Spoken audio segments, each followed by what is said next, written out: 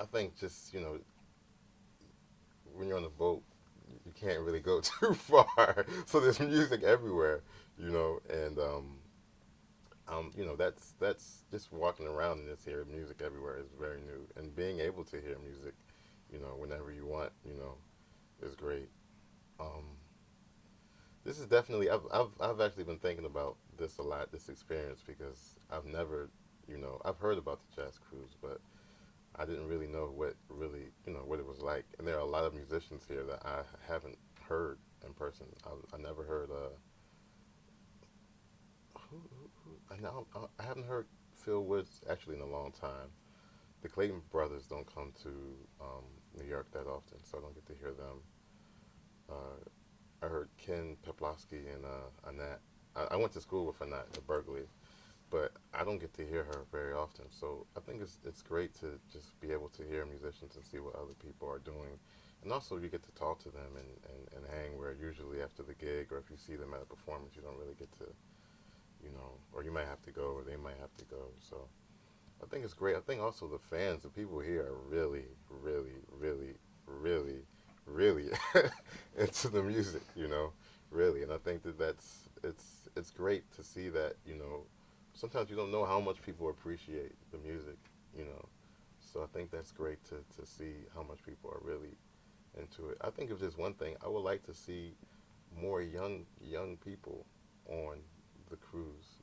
And I know it might be expensive, so that might be one thing that's you know hard for them. But I think I would like to see more of a range of people as far as, and it made me think about, since I'm a little bit younger, it made me think about the jazz audience, and because in New York is not, I mean it's different, but it's not too different. And I realized I would like to see more people, even younger than me, coming out to see the music.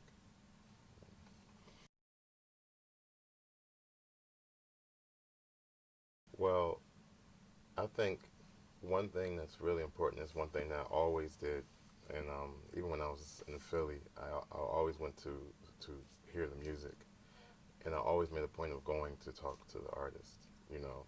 And when I was younger, I would take my horn, I would take my horn with me, and probably about 75% of the time they would ask me if I wanted to play. So I got to sit in with Art Blakey when I was, I think, 12 or 13, because I had my horn.